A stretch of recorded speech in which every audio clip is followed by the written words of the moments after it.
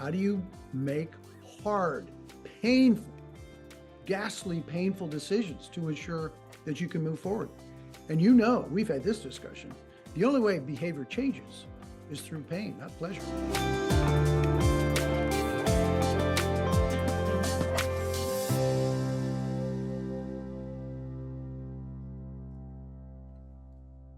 What can we learn from a military leader with over 42 years experience in military and corporate settings applicable for today's leaders? James Spider Marks, a West Point grad, spent over 30 years in the U.S. Army, holding every command position from infantry platoon leader to commanding general. He was a senior intelligence officer for Joint Task Force Los Angeles during the 1992 Los Angeles riots and served as a strategist on the personal staff of the Chief of Staff of the Army.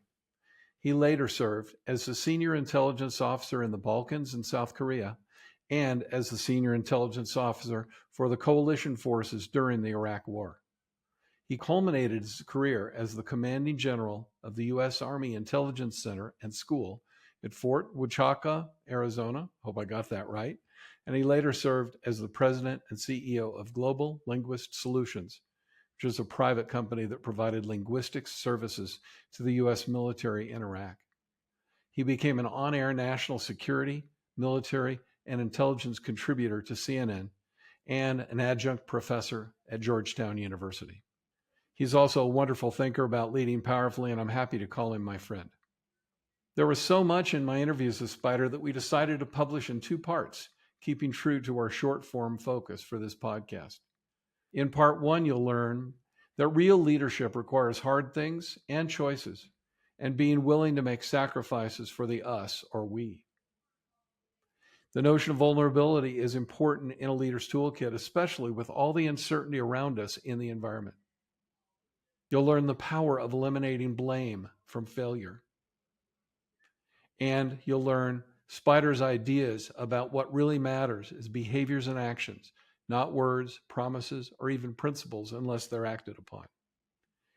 There's a lot here, which is continued in part 2. I hope you enjoy my conversation with General Spider Marks. General Spider Marks, I appreciate you taking the time with me to talk about a topic that you and I have danced around the edges of a few times, that of leading other people.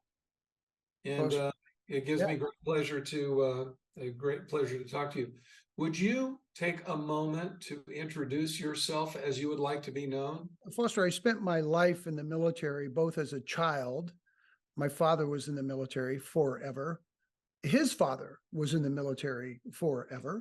So it was a family business. The shingle just moved from granddad to son to it was clear to me that I wanted to be a soldier. Going to West Point was a good, clear choice to me. I went to West Point in the middle of the Vietnam War, had other options, but no, this is the path I wanted to be on. And then spent over 30 years in the military, loved every second of it. And then you reach the end of it and spent my time on the horizon of that organization.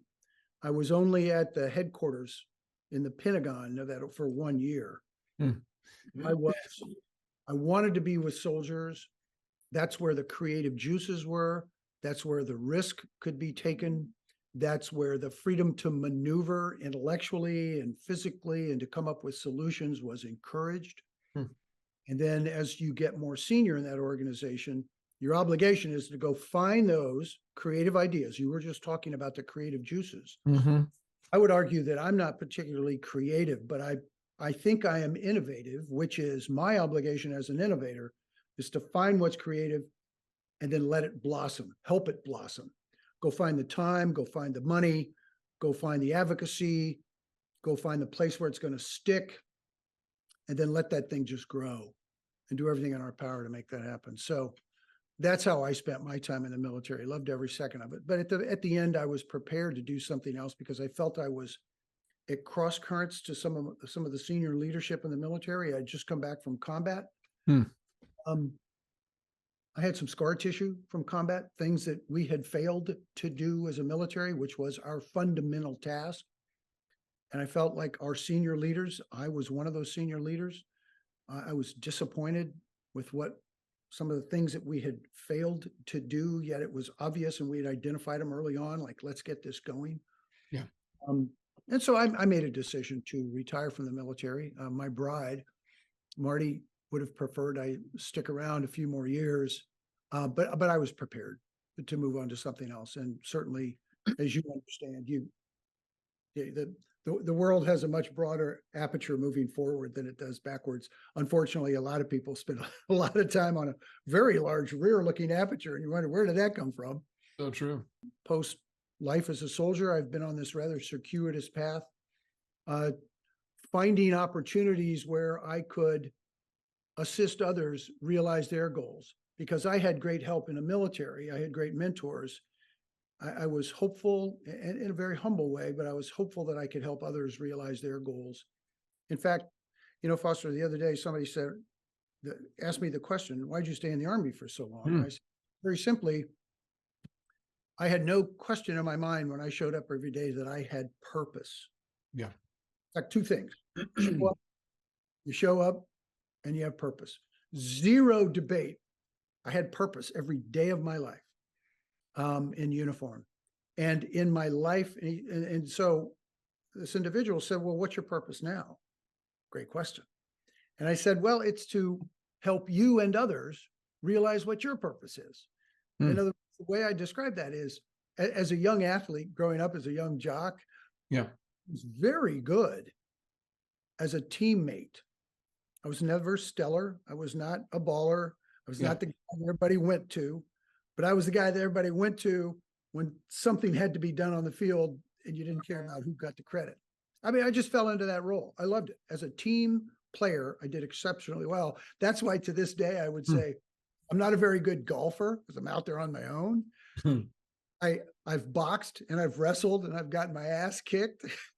I'm out there giving it my best, but I'm kind of looking for somebody who I can tap out. Yeah. And nobody's there. I think that's how I would define my purpose, which is I want others to excel and I want to help them try to excel.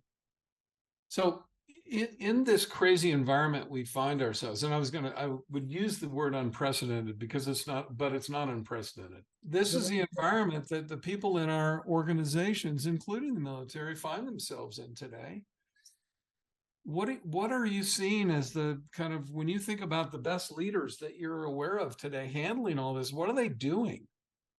Yeah, great question. I need to say, I don't know that I've seen the best leaders. I've seen some incredibly gifted leaders navigate this in very, very different ways. I'm reminded every day about the 5 generations in the workforce because of my daughters. They all work. Yeah. And so you got my generation, my daughter's generation, and one of my daughters is truly a digital native. Yeah. And she is totally off, and has been for 5+ years, social media. Wow. Yeah. Our youngest daughter, forget it. Life is not a perception. Life is reality. And I'm tired of everybody else's definition of reality. Terrific. Wow. Yeah. Admirable, incredibly admirable.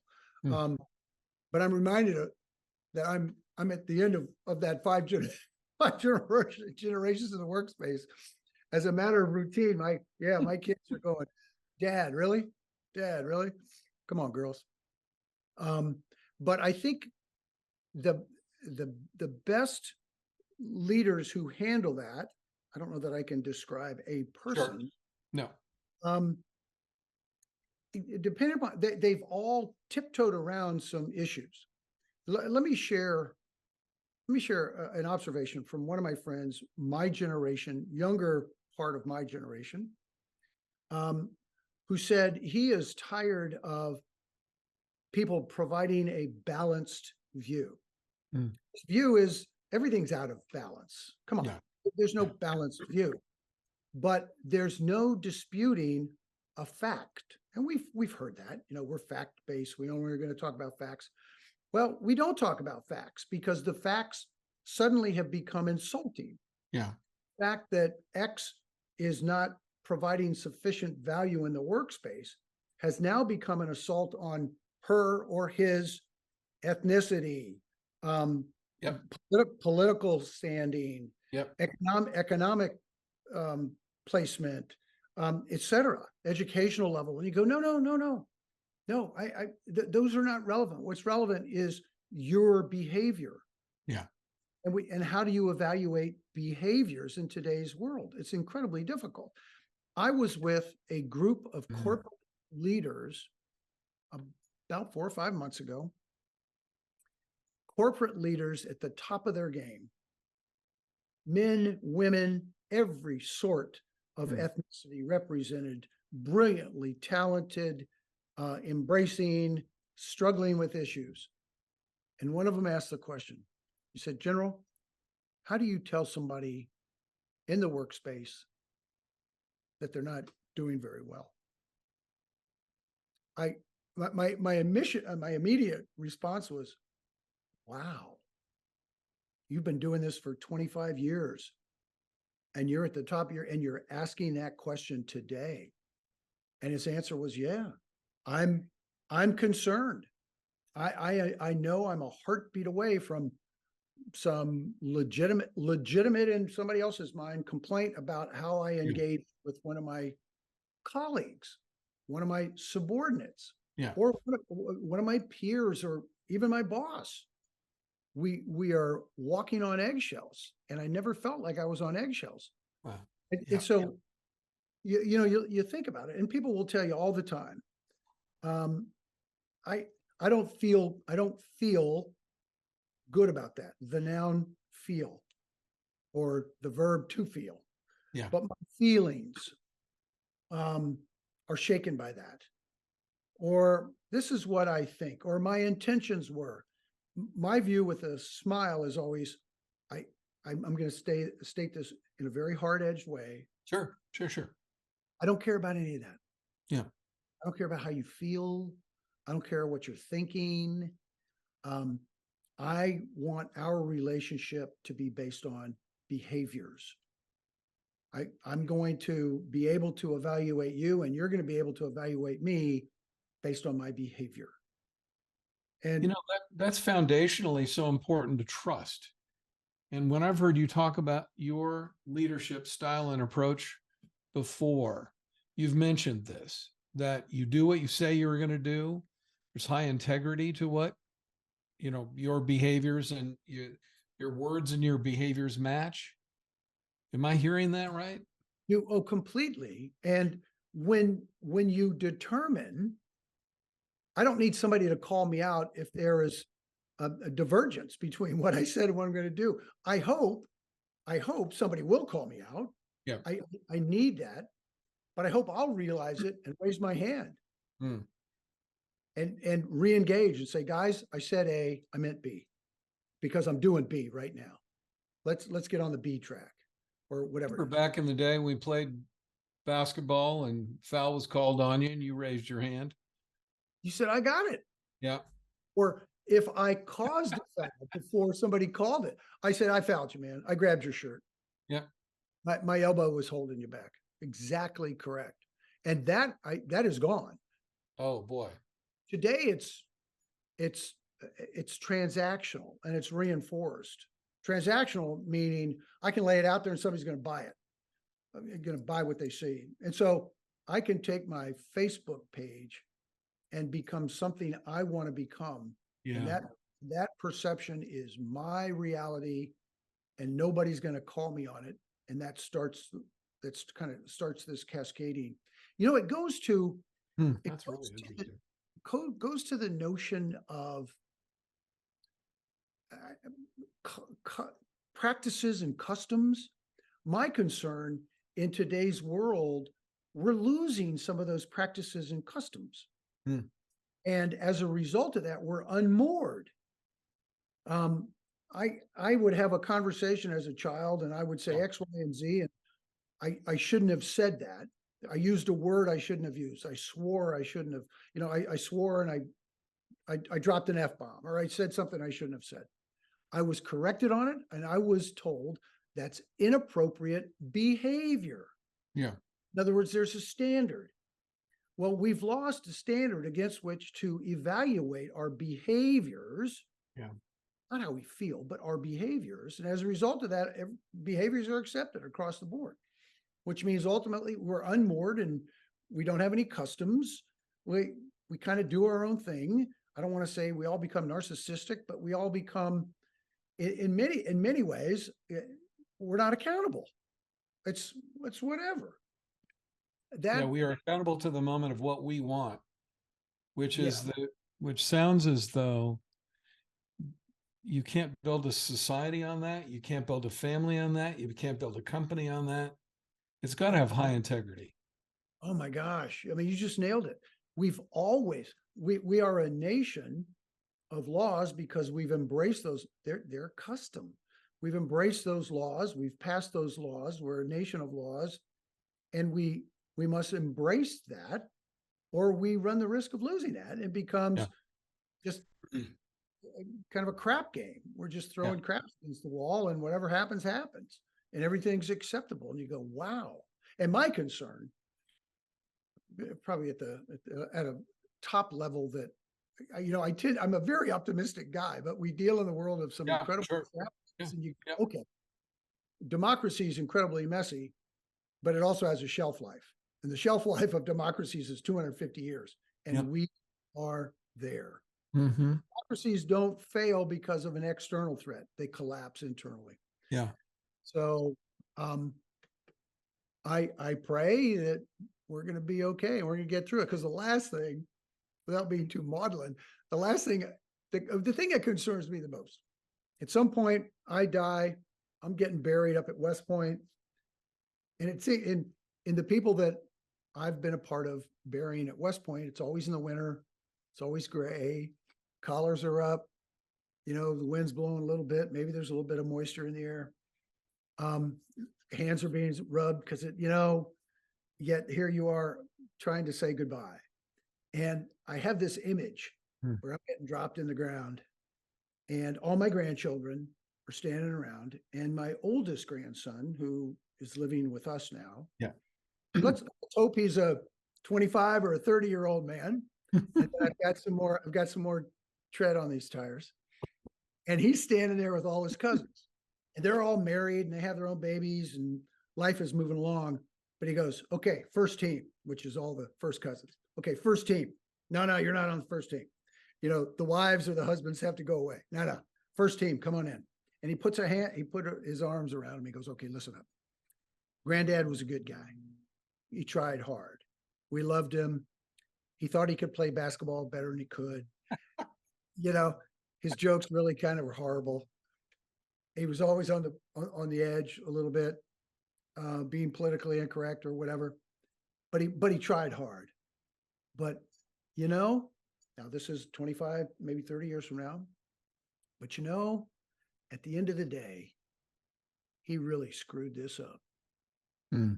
He left the world where our democracy's at risk.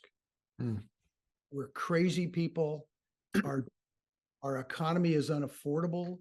We have created, thank you for the reference, Foster, we have created a comfort crisis. Yeah. Where nobody's willing to step up and sacrifice to make it better. Yeah. And what are we going to do? Today, not 20, 30 years from now, today, our GDP is equal to our debt. That's unsustainable. How do you make hard, painful, ghastly, painful decisions to ensure that you can move forward? And we've had this discussion. The only way behavior changes is through pain, not pleasure. Yep. We've got a comfort crisis. We want everything to be soft and cozy, and we want to be sweet to everybody. And we're going to stroke a check for that. We're going to go do this, and I want to do this, and I want to do that. What about us? Could you sacrifice a few of those eyes for us?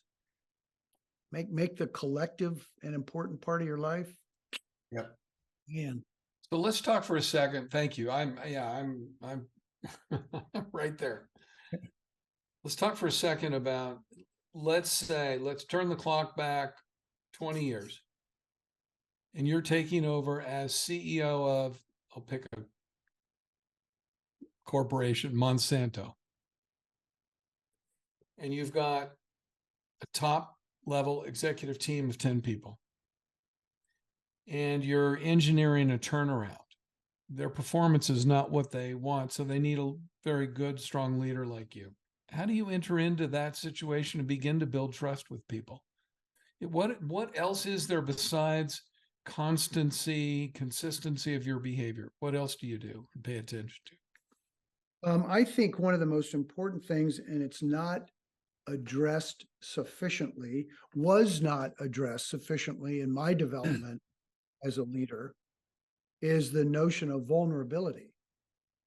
And that, to your example, on that scenario, on day one, it's a matter of addressing those top 10 leaders and saying, look, I don't have all the answers.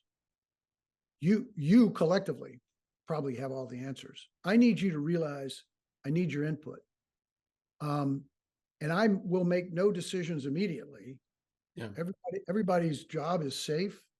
I need everybody's input so that we can acknowledge what the scope of the challenge is before we try to, quote, turn the corner or turn this around. I don't know what we're turning around to. What, do we look right? Are we right? I don't know. I need your input, guys. And then I would, so it's the notion of vulnerability. Yeah. In a very practical way, I would then say, if you were me, what are the first three things, rule of threes? What are the first three things that you would embrace? Not necessarily change. Yeah. You embrace a change, or you embrace keep this. Put that to the side. Don't talk about that. That's okay. But here are a couple of things that we need to work on right now. And I would need that input.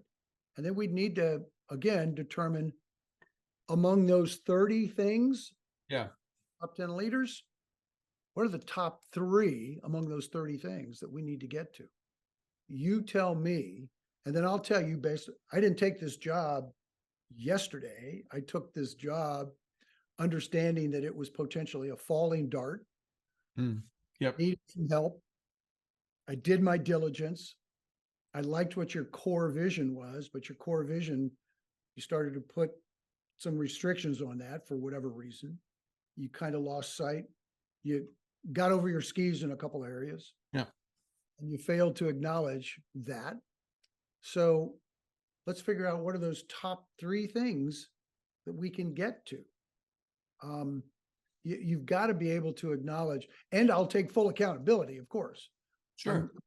I've got responsibility. I have authority, which means I'm accountable. And we'll start moving in that direction. So I look because I've been a part of a team, albeit as a contributor. Sure. At CNN, let's be frank, they got rid of their CEO about a year and a half ago. They brought a new guy in. He lasted maybe 10 months. He got pushed aside. They brought a new guy in. That became very obvious to me because there were some immediate decisions that were made. And again, I was an outsider. I was a contributor. Sure. But the folks with whom I worked on a routine basis had to deal with this. I mean, they were part of the team. They were in the boat. They had oars in their hand. They're rowing. Yeah. There were some immediate decisions that disenfranchised a large percentage of the team, that put a whole host, by disenfranchisement, put a whole bunch of those folks at risk. I mean, all of a sudden they went from, I am rowing with everybody else, and all of a sudden the boat I'm in and the direction I'm going is, we're being told it's wrong, or oars up. Yeah. And now I guess I'm in the wrong boat. A boat with a fleet of boats, and I thought we were all kind of moving in this direction. Now I've been told you're at risk. Man, I don't know in those circumstances how most people, well, I would tell you how most people think, but that is, my behavior will become immediately counterintuitive. I will start to put up walls. I will stop starting conversations. Initiative is now shut down. I'm going to squat in place. I'm just going to hold in place. And I'm going to see what happens. You have scared the hell out of me. And yet at that exact moment, in extremis, The announcement needs to be made. I need your help. Yeah. 3 words. Do your job better than ever. I mean, let's just do your job and get going. Yeah. Yeah. Because you may uncover that one thing that's holding us up. Yeah. I need you. None of those messages were sent. The place was sideways. What you're talking about, I love this. You're talking about inquiry, curiosity, asking questions, vulnerability, opening yourself up, great listening. You're gonna tease out of ideas of others. Acknowledgement. I use the word regard. You regard them as important contributors. You listen. You want to hear what they've got to say.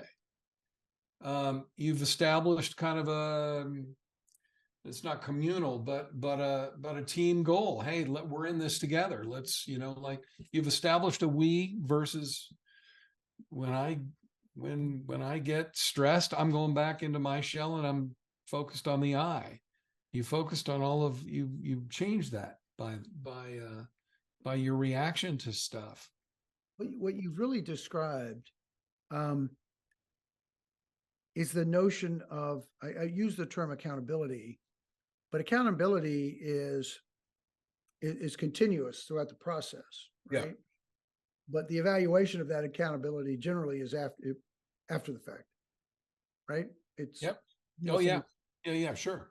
And so the thing that I love, again, I mentioned probably not unlike you, growing up as a young athlete was very important to me. I never worried about blame.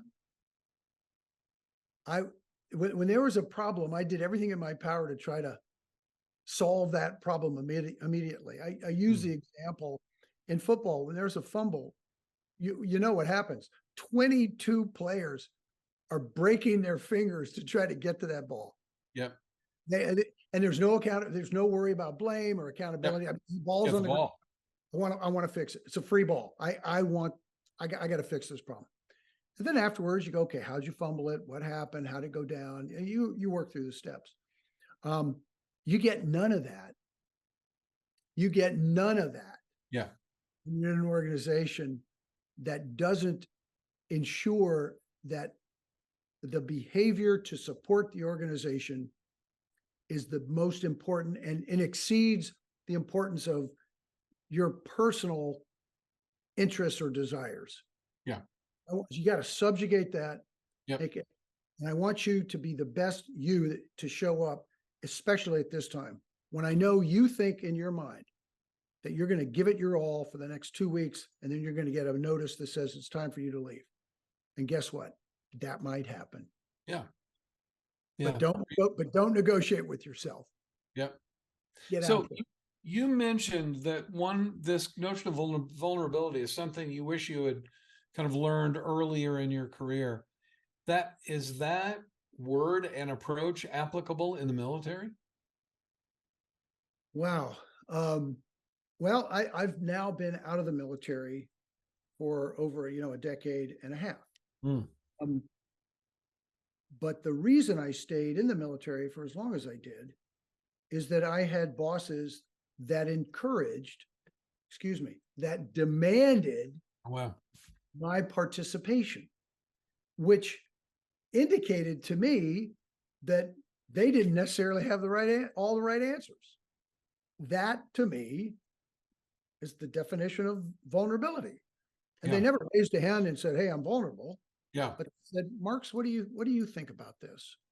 And I went, wow, if I'm not going to get the lecture on how to do something, what I'm being told is, here are your boundaries. Help me figure out, this is what the solution needs to look like. Here's my word picture, but help me figure out what the cascading effects are, the steps in order to reach that.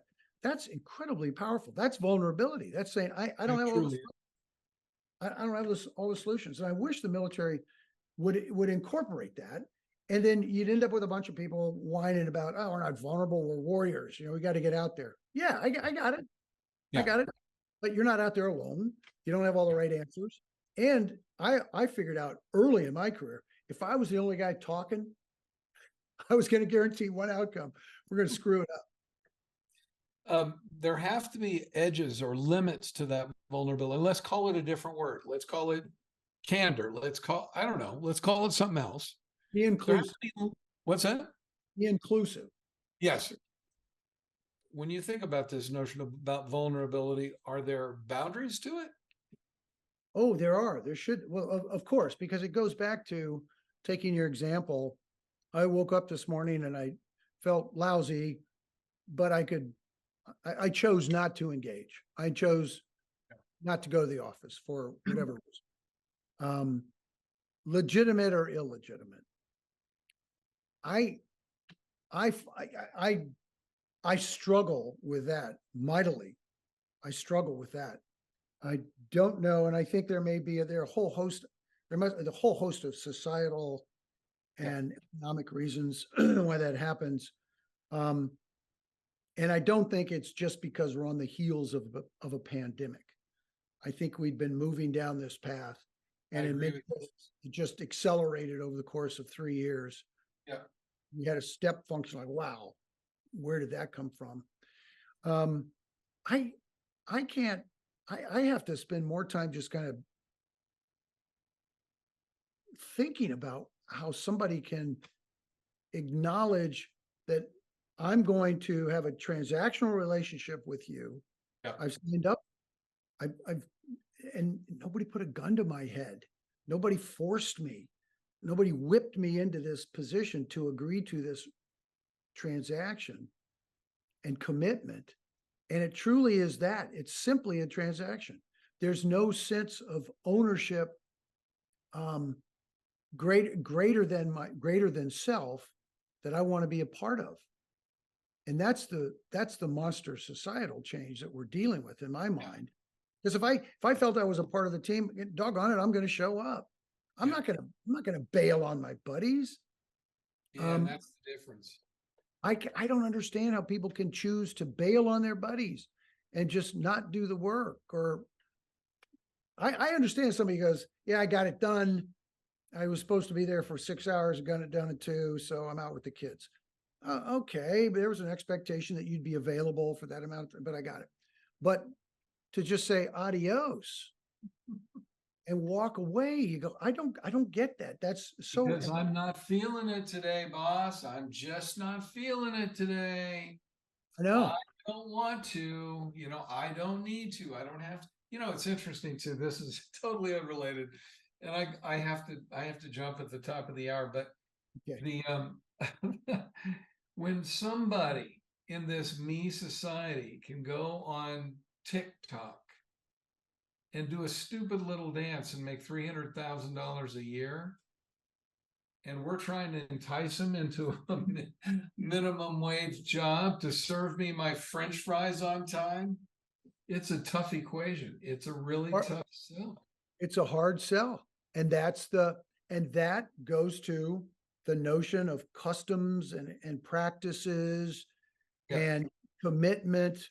Where is it? Are we going to see victory gardens like we saw in World War II? Remember the victory gardens? Yeah.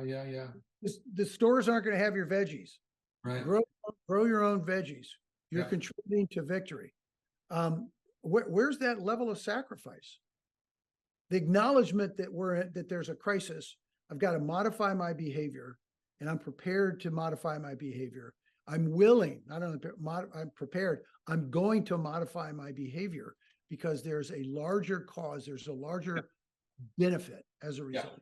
Somebody was asking the question, I mean, when do you make the very, very hard decision? Do you have to be on the edge of the precipice? And my answer was, I think you have to be falling into the I agree with you. That level of pain, and then figure out that I can modify something before I have this crash landing. I mean, that's what it's all about. It's getting punched in the throat and realizing that did not feel well. But I appreciate your time very much. This is really helpful. If I don't mean to be presumptuous, but please. I'm very juiced with this. This is great. Keep going. Yeah. Yeah. If we can rearrange schedules or make it happen, you let me Oh, know. I would love to. I just didn't want to be presumptuous and take too much of your time, but I'd love to continue. Oh, man. Spider, good to see you. I'll reach back out. Okay, wonderful to see you. Thanks, Bob. Thank you. See you, man.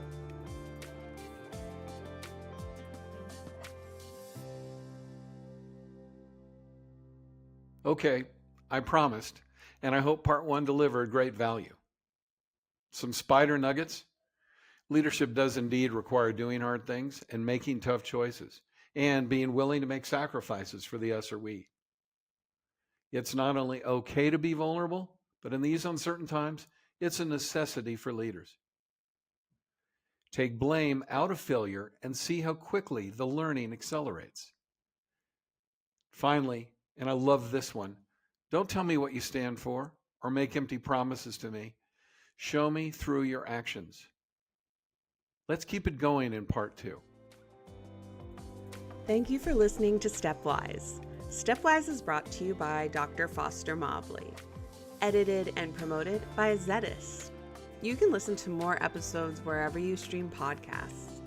Find out more at fostermobleymt.com or follow us on social media at Foster Mobley. That's FOSTERMOBLEY. We look forward to having an inspiring conversation with you soon.